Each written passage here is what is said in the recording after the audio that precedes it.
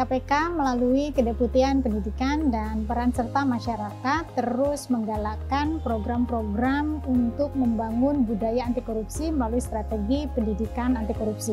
Beberapa di antaranya yaitu yang pertama melalui kegiatan atau program sosialisasi dan kampanye yang menyentuh seluruh lapisan masyarakat termasuk melibatkan pelajar dan komunitas-komunitas kreatif seperti pegiat seni dan lain sebagainya melalui program-program kreatif seperti festival film anti korupsi dan lain sebagainya.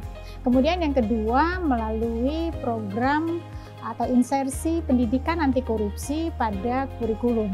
KPK mengadvokasi diterbitkannya regulasi terkait implementasi pendidikan anti korupsi pada seluruh jenjang pendidikan, mulai dari pendidikan dasar, pendidikan menengah, hingga perguruan tinggi. Dan yang ketiga, KPK terus melakukan pemberdayaan terhadap jejaring pendidikan yang dilakukan antara lain dengan mengembangkan potensi dan kapasitas dari tenaga pengajar untuk mata pelajaran atau mata kuliah anti korupsi misalnya, termasuk pengembangan materi dan modul pendidikan anti korupsi maupun kurikulum pendidikan anti korupsi. Dan yang keempat, KPK juga menyelenggarakan survei integritas pendidikan. Apa itu survei integritas pendidikan? Melalui survei integritas pendidikan ini, KPK melakukan pemetaan kondisi integritas pada dunia pendidikan. Salah satunya dilakukan dengan melakukan survei yang melibatkan 4 komponen utama, yaitu mulai dari peserta didik, kemudian ada tenaga pengajar atau pendidik, dan juga pimpinan institusi, dan tentu saja wali murid ataupun orang tua dari peserta didik. Kemudian dapat mendorong satuan pendidikan untuk meningkatkan integritas, baik itu terkait dengan peserta didik, pimpinan, dan tenaga pengajar, serta ekosistem pendidikannya itu sendiri. Untuk survei integritas pendidikan tahun ini akan kembali diluncurkan pada tanggal 4 Juli 2023 mendatang.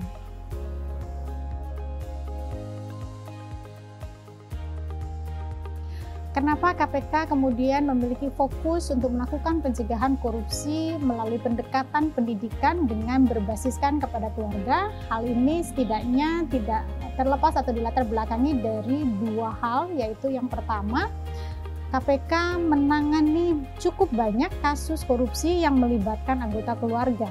Sebut saja ada pasangan suami istri, kemudian juga ada hubungan orang tua dengan anak, ataupun ada juga hubungan kakak dan adik yang melakukan korupsi secara bersama-sama.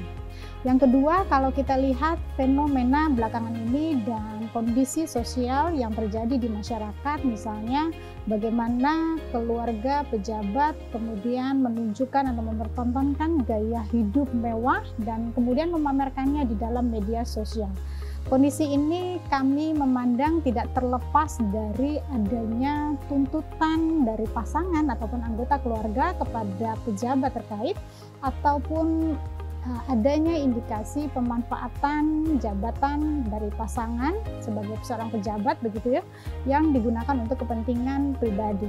Berangkat dari 2 hal ini, setidaknya KPK memandang pentingnya untuk kembali mendorong peran keluarga sebagai garda di dalam menjaga moral anggota keluarga ataupun di dalam menanamkan nilai-nilai integritas di dalam keluarga.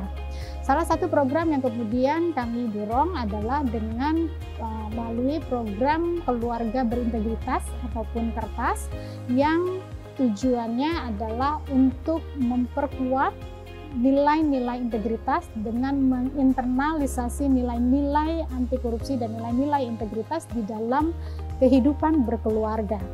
KPK berkolaborasi dengan 14 pemerintah daerah untuk menyelenggarakan BIMTEK Keluarga Berintegritas, yang harapannya ini menjadi pemantik bagi pemerintah daerah untuk kemudian dapat menjalankan program ataupun upaya-upaya pencegahan korupsi dengan melibatkan keluarga sebagai motor penggerak dalam membangun budaya anti korupsi ataupun budaya integritas di dalam keluarga, yang harapannya ini kemudian akan menyebar di lingkungan masyarakat dan sistem sosial yang lebih besar.